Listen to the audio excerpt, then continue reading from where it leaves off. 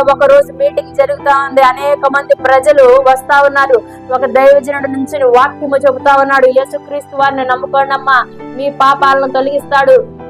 మీలో ఉన్నటువంటి అంతరంగికంగా పేరుకుపోయినటువంటి ఆ మలినాన్ని, ఆ యొక్క మస్టుని, ఆ దుష్ట హృదయాన్ని తీసివేసి మీకు నూతన స్వభావాన్ని ఇస్తాడు. మీలో నూతన మార్పుని కలగజేస్తాడు. ప్రతి పాపము నుండి మీకు విడుదలిస్తాడు. యేసు రక్తం ద్వారా మీ యొక్క ప్రతి పాపము కడగబడుతుంది. ఈ రోజే యేసుని ఆశ్రయించండి అని పలుకుతా ఉంటే, మీటింగ్ అంతా అయిపోయిన తర్వాత ఒక వృద్ధురాలు స్త్రీ వచ్చి ఆ దైవజనుని దగ్గర నిలబడి, అయ్యా, నువ్వు ఇందాక చెప్పావు కదా యేసుక్రీస్తు వారు ఏ పాపాన్నైనా తీసేస్తారని, ఎలాంటి పాపినైనా క్షమిస్తారని నువ్వు అంటున్నావు కదా, అయ్యా ఏ పాపాన్నైనా క్షమిస్తాడా యేసయ్యా అని అడిగిందంట. అడిగితే ఆ దైవజనుడు చెప్పారంట, అవునమ్మా, యేసుక్రీస్తుకి తీయలేని పాపం అంటూ ఏదీ లేదు. ఆయన కడిగితే కడగబడనటువంటి ఆ యొక్క అంతరంగ స్వభావం ఏది ఉండదు తల్లి. ఎలాంటి పాపినైనా, ఎలాంటి పాపాన్నైనా ఆయన జయించగలిగిన వాడు అని చెప్పి ఉన్నారంట.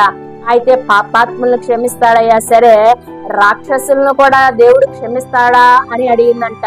అప్పుడు ఆ దైవజనుడు అన్నాడంట, రాక్షసులను క్షమించటం ఏంటమ్మా, రాక్షసులు ఏంటమ్మా అని అడిగిందంట. అప్పుడు అడిగితే ఆమందంట, నేను కాన్పులు చేయడానికి కాన్పు బిడ్డల దగ్గర ఉంటాను.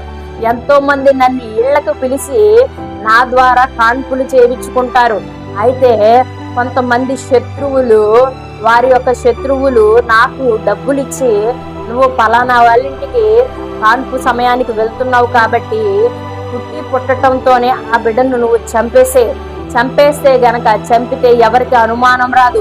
బిడ్డ చనిపోయే పుట్టాడని నువ్వు చెప్పచ్చు, లేదంటే బిడ్డ పుట్టాక చనిపోయాడని నువ్వు చెప్పచ్చు. కాబట్టి నీ మాట వాళ్ళు నమ్ముతారు. కాబట్టి ఆ బిడ్డను నువ్వు చంపేసేయి అని చెప్పి, వాళ్ళ యొక్క శత్రువులు నా చేతి నిండా డబ్బిస్తే నేను ఎంతో మంది బిడ్డలను అలా చంపేశానని చెప్పిందంట.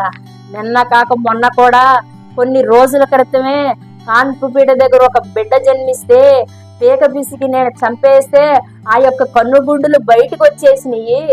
అంత రాక్షసిని నేను. ఆ బిడ్డ, ఆ యొక్క చనిపోయిన బిడ్డను చూసి తల్లి ఆ యొక్క రొమ్ము కొట్టుకునేంతగా ఏడ్చి ఏడ్చి ఏడ్చి గోడకి తన తల కొట్టుకుంటా ఉంది. అంత దుర్మార్గమైనటువంటి స్త్రీని నేను.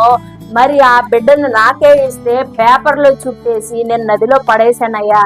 నాలాంటి రాక్షసిని కూడా దేవుడు క్షమిస్తాడా అని అడిగినప్పుడు పాస్టర్ గారికి ఏం చెప్పాలో అర్థం కాక ఆయన ఒక్క నిమిషము ఆశ్చర్యపోయాడంట. మనుషుల్లో కూడా ఇలా ఉంటారా? మనుషుల్లో కూడా ఇంత దుర్మార్గులు ఉంటారా?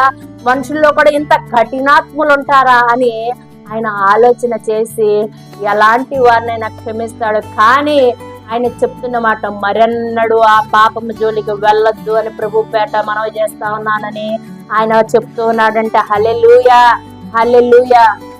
అయితే నా ప్రియ సహోదర సహోదరి అనుకోవచ్చు, దేవుడు నన్ను క్షమిస్తాడా? నేను ఈ పాపాన్ని చేశాను కదా, ఈ యొక్క తప్పుని చేశాను కదా, నేను ఈ విషయంలో దేవునికి అవిధేయుడుగా ఉన్నాను కదా, ఈ విషయంలో నా తల్లిదండ్రులు కళ్ళు కప్పాను కదా, ఈ విషయంలో నేను దైవ సంఘాన్ని మోసం చేశాను కదా, ఈ విషయంలో నేను ఆయన్ని ఏమార్చాను కదా అని నీవు అనుకున్నట్లయితే, ఆ యొక్క ఏ పాపాన్ని బట్టి నువ్వు దేవునికి దూరం అయిపోయావో, అయ్యా ఇప్పుడే నేను ఆ పాపాన్ని వదిలేస్తా ఉన్నాను, ఇప్పుడే ఆ తప్పుని నేను సరిదిద్దుకుంటా ఉన్నాను, ఇప్పుడే ఆ యొక్క విషయం జోలికి వెళ్లకుండా దూరంగా ఉంటానని తీర్మానం చేసుకుంటున్నానయ్యా. ఇక మరెన్నడూ కూడా నేను వాటి జోలికి వెళ్ళనయ్యా అని ఇప్పుడే ఈ క్షణమే అడిగినట్లయితే, నా పరిశుద్ధాత్మ దేవుడు నీ మీదకి దిగి వచ్చి నీ పాపాన్ని కడిగే వ్యక్తి అయి ఉన్నాడు. హల్లెలూయా, హల్లెలూయా. తన యొక్క రక్తముతో, అమూల్యమైన రక్తముతో, నిష్కలంకమైన రక్తముతో నీ యొక్క హృదయంలో ఉన్నటువంటి అంతరంగంలో పేరుకుపోయినటువంటి ప్రతి ఒక్క దౌష్ట్యాన్ని కడిగేటటువంటి వాడే నా యేసుక్రీస్తు. హల్లెలూయా, హల్లెలూయా. మనం చెయ్యాల్సింది ఏంటంటే పాపపు ఒప్పుకోలు. మనము చేయాల్సింది ఏంటంటే ఆయన దగ్గర మోకరించటము. మనము చేయాల్సింది ఏంటంటే హృదయ పూర్వకముగా ఆయన ఎదుట కన్నీళ్లు వదిలి, యేసయ్యా ఈ కన్నీళ్లు ఎలా అయితే నా కంటి నుండి రాలిపోతున్నాయో, ఏ విధంగా నా నుండి దూరం అవుతున్నాయో, అలాగే నా ప్రతి పాపము కూడా ఈ కన్నీరు ద్వారా బయటికి వెళ్ళిపోతుందని మనము దేవుని దగ్గర అడిగినప్పుడు ఖచ్చితంగా మనకు జవాబిచ్చేవాడే నా పరమ తండ్రి అని ప్రభు పేట మనవి చేస్తున్నాను. హల్లెలూయా, హల్లెలూయా, హల్లెలూయా.